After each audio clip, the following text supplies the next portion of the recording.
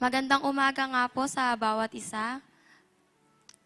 Napakapalad nga po natin dahil nakatayo nga po tayo dito sa harapan na makapagbigay ng testimony po sa bawat isa. Una-una nga po magpapakilala po muna ako. Ako nga po si Mallory Altea Diwa from Sharjah Chapter, UAE. Sige po, palakpakan po natin yung Lord. Amen. Ayun nga po, nag-desire nga po tayo na dumalo po ng youth camp. Bago nga po tayo dumalo ng youth camp, alam po natin na wala po tayong hawak na pera, wala po talaga. As in, itetestify ko lang po yung aking visa po talaga ay mag-e-expire ngayong ng June 9. Kaya imposible po talaga na makadalo po ako ng youth camp dahil kahit si mama po wala po siyang hawak, tapos yung papa ko po is kakapasok pa lang po ng trabaho. Tapos ako po, wala din po akong hawak. So, nag-pray lang po tayo sa Lord, nag-desire na umiyak sa Kanya na, Lord, gusto ko pong umattend ng youth camp. Ayoko na po magsabi ng next year kasi ayaw na po natin mangako nga po sa Lord na this year po uuwi po tayo ng youth camp. So, ayun po na di na nga po natin inisip yung mga bawat pangangailangan po natin sa bahay, yung bawat pambaya, di na po inisip yan ng aking nanay nga po. Na siya po yung nagsabi na uuwi po ako, na siya po yung nag-arrange ng aking visa po, na nag-chat po siya sa kanilang office para po maayos po yung visa ko. And pinrocess po agad. Nagtatanong lang po yung mama ko kung magkano po yung process ng visa. Kasi nga po, di po ako makakauwi kung hindi po yun maayos kasi ma-expired na po. So, ayun po. Pinrocess po lahat. Smooth po yung pag-process. Nakapagpa-medical po tayo agad. At wala pa po sa 2 days, lumabas po agad yung aking visa. Amen po. Palakpakan po natin yun, Lord. Tapos po yung, wala pa po ako nabibiling ticket. So, una po pa sa lahat na, ayun nga po, wala pa pong hawak na visa, wala pa pong hawak na ticket. Pero po, alam niyo po yung ginagawa ko. Nagsusulat na po ako sa aking notebook kung ano po yung dadalhin ko para sa youth camp. Kung ano po yung bawat susutin ko sa bawat gawain. Kasi, sabi ko, ayoko nang palagpasin yung magiging youth camp, yung bawat magiging turo, magiging aral ng mga lingkod ng Lord. So, ayun po, nagulat po ako na nung pagkausap ko po kay mama, may ticket na po ako pauwi ng Pinas po. So, nandito na po tayo na makakauwi nga po. At ayun nga po, gaya nga po ng sabi ng kasama ko po na chapter, hindi lang po ako isa nakauwi, hindi lang po 2, hindi lang po 3. 4 po kaming nakauwi from Sharjah Chapter po. Alam po natin kahit mahirap yung sitwasyon po dun sa UAE, yung bawat wala pong airline, yung mahal po ng mga airline lang po, pero si Lord po lahat nag-provide ng bawat gagastusin, yung bawat ginastos sa ticket, si Lord lang po talaga nag-provide lahat. Nagulat lang po kami lahat na naayos na po lahat, makakauwi po kami, na alam po namin nga, hawak lang po namin magiging allowance. Mababa lang po sa 3K, pero hinigitan po ng Lord yung allowances po naming 4. Amen po. Kaya po pag nagde-desire po nga po sa Lord ay wala nga pong imposible sa Kanya. Lahat po ay gagawin niya. So yung pag-uwi nga po natin galing po dito, napakagalak po nga po natin dahil nakatapak po muli tayo sa main church na after 2 years, nakaapak po muli tayo. Nadamang-dama po ulit yung Kanyang presensya. At pagpunta po sa dwelling place, sa pagbiyahe, na-excite po ako kasi first time ko po makakarating ng God dwelling place po. Ayun po yung pinag-uusapan namin ni Mama na gustong-gusto po namin makarating doon. Kaya napapalad ko na supportive po yung aking mama sa aking pag-attend po ng youth camp. Na wala po siya iniisip kundi maka-attend po ako at kung ano po yung desire ko, desire niya rin po na siya po yung nag-pray and fasting po sa akin na nag-ayuno po talaga siya para po talaga makauwi po ako.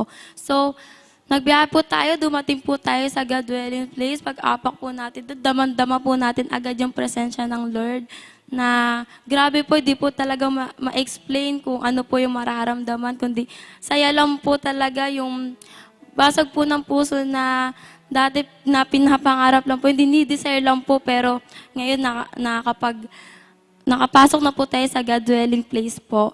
At sa unang araw nga po, yung orientation, tumayo po yung bawat lingkod ng Lord na si Apostle June, mula worship pa lang po, damang-dama na po yung presensya ng Lord na yung bawat anointing niya, yung glory niya nga po, nasa paligid lang po.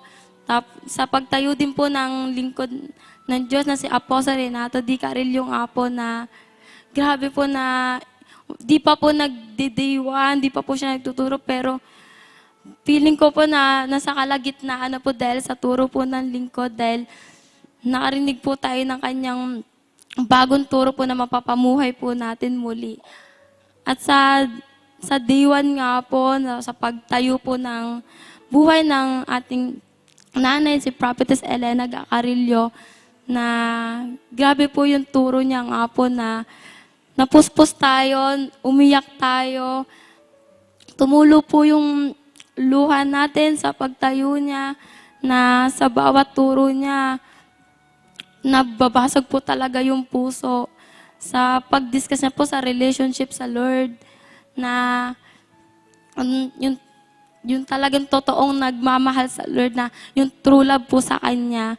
At sa pagtawag niya po sa papuntang harap, pagpunta po natin doon, ay napuspos po talaga tayo agad. Di po natin maipaliwanag kung ano po yung nangyari sa aking buhay. Basta po, iyak lang po talaga ako ng iyak, luha lang po talaga ako ng luha, na hindi ko pa alam na sobrang napupuspos na po, sobrang nabibless na po yung aking buhay, na bago po yung pangyayarihin ng Lord po sa buhay ko. At sa pagtuturo din po sa buhay ni Apostle Prince po, sa kanyang turo na sa kanyang murang edad po, ay grabe na po yung kanyang pag-aapoy po sa pagtuturo, na daman-dama po natin yung kanyang pagtuturo po na binabasag po yung ating puso na maipapamuhay po natin. Kaya nga po, na maraming salamat po sa kanilang buhay na sila po yung tinawag, pinili po at hinirang ng Lord, na hindi po nagkamali ang Lord sa pagpili po ng kanyang mga lingkod. Na sa buhay din po ni Tatay, kay Apostle Renato Di Carillo, na sobrang napakapalad po natin na sa kanya po ako napunta na sa totoong ministeryo po. Na sa bawat turo niya po na naipapamuhay po natin, na bagong karanasan, yung mga nakaranas sa kalipas, mas lalo pong dinadagdagan sa aking buhay po. Kaya nga po patuloy po tayo nananampalataya, lalo po sa buhay ko po. Patuloy po na ipapamuhay yung bawat turo ng lingkod, sa bawat kanyang mga sinasabi, sa kanyang paglabas ng kanyang bibig, na alam po natin na galing po sa Lord yung kanyang mga sinasabi.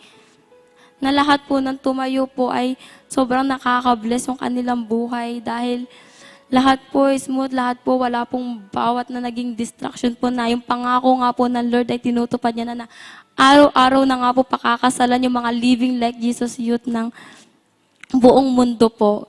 Kaya nga po maraming salamat nga po sa kanilang buhay, sa kanilang turo't aral na nagiging buhay.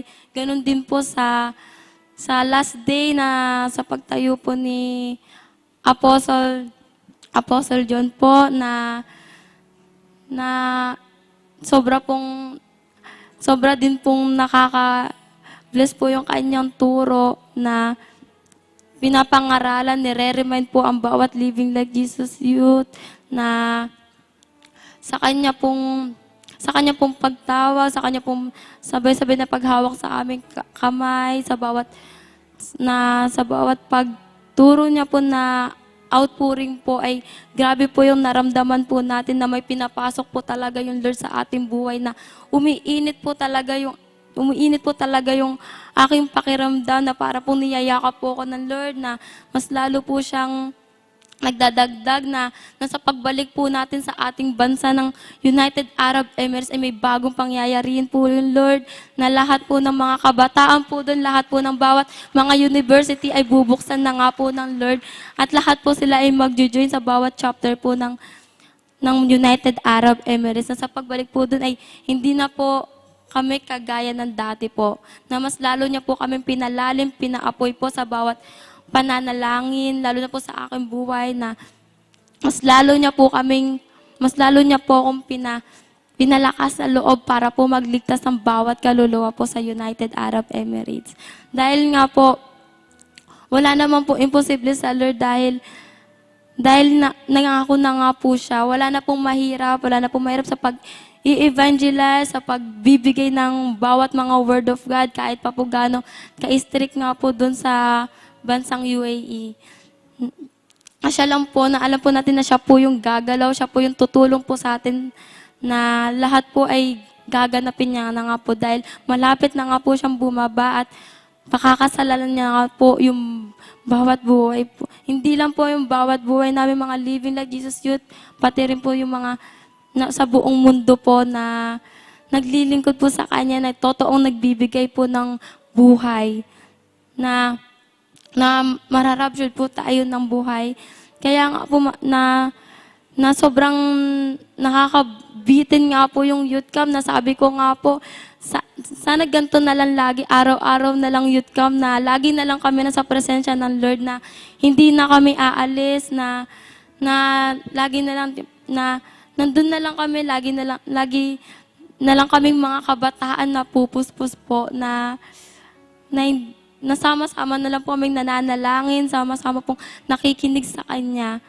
Na ayun nga po na maraming salamat nga po dahil hindi po tayo binigo ng Lord na nakarating po tayo dito hanggang sa nakatayo po tayo dito na nakapagbigay po tayo ng ating testimony po na galing po sa ating puso.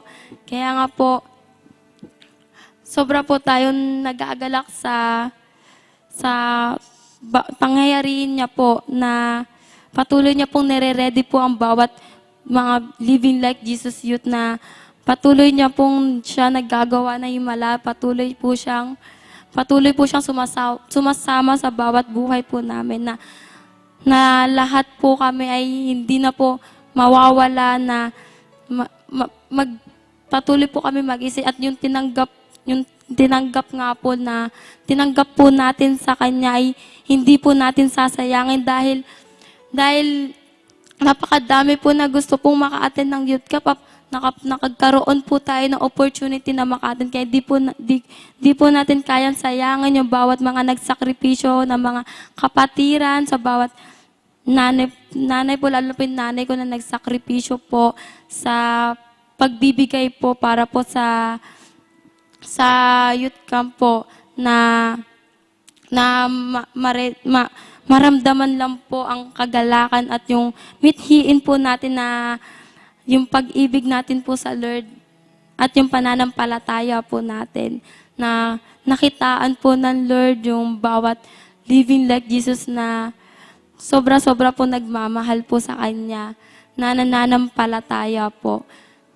Kaya nga po, maraming salamat po na wag po tayong tumigil na mag-desire, wag po tayong tumigil na manalangin, mag-apoy, na kagaya nga po na nakalipas na nga po yun at ngayon po ay mas patuloy niya pa pong dadagdagan po, mas patuloy niya pong lalo po tayo mag-e-expect ng Kanyang gagawin po ng Lord na buhay po, Lord, na patuloy po siyang magbibigay patuloy po tayo magbibigay ng oras po para po sa Kanya. Na patuloy lang po natin siyang mamahalin, wala na pong iba, siya po yung ating ating unang priority po na sa Sharjah chapter po ay sama-sama po kaming patuloy po kaming mananalangin at patuloy po kaming maggagawa ng bawat mga gawain para po sa Lord. Ayun lang po. Maraming salamat. To God be all the glory. Amen.